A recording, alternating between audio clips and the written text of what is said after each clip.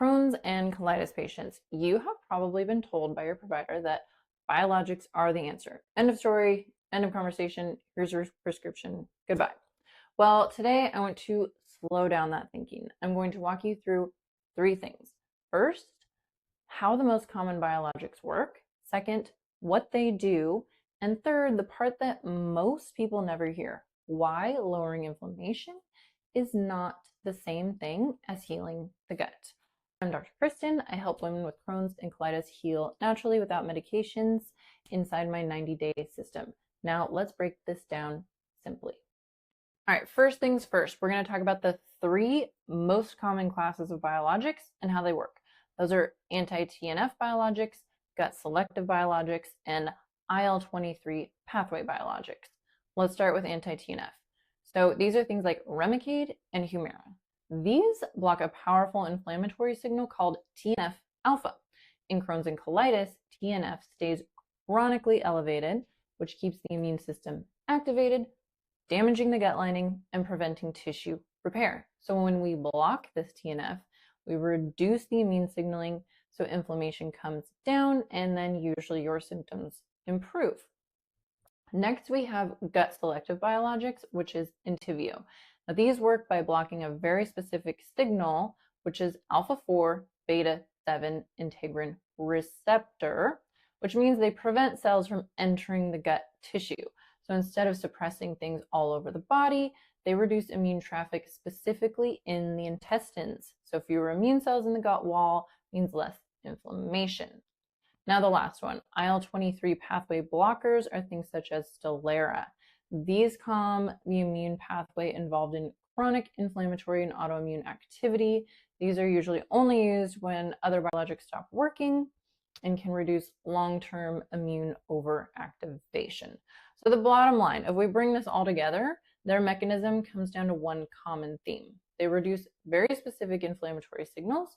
When those signals are lowered, inflammation comes down and tissue damage can slow. This is what they do very well. But these biologics come with trade-offs. They have risks. These occur because anytime we interfere with the natural process of the immune system, things can get thrown off. Think of it like this.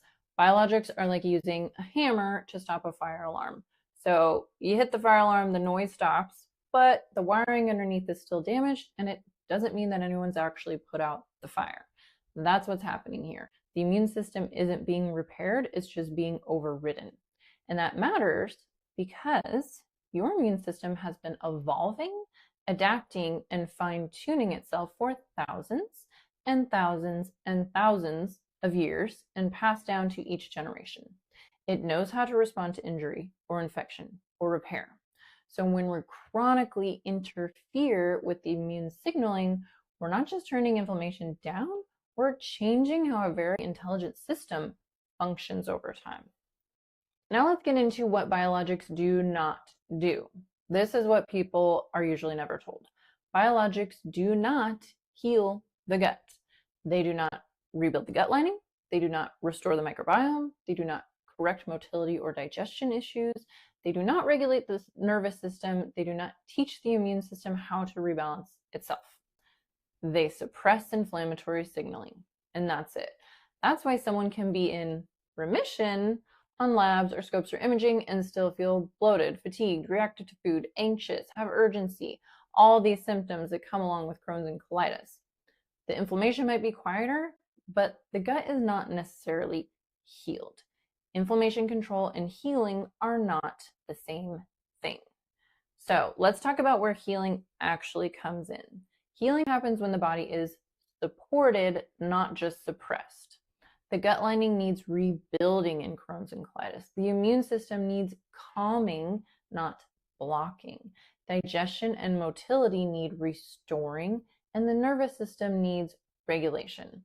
As a pharmacist, I've seen what medications can do and when they're needed, but I've also seen what happens when suppression is used without addressing repair. My approach is different. The goal is not just to quiet inflammation. That is one of our main goals, but we also want to create conditions where the body can heal itself. You can reduce inflammation and support healing at the same time without overriding your immune system. Those two things are not mutually exclusive. So the clear takeaway that I want from this video is that biologics come with real risks. Biologics control inflammation, but they do not heal the gut. And there's another path you can take that focuses on healing, not just suppression. If you want to learn how I approach healing with Crohn's and colitis naturally without medications, then DM me Rooted on Facebook or Instagram to learn about my 90-day system. I wish you gut, love, and peace.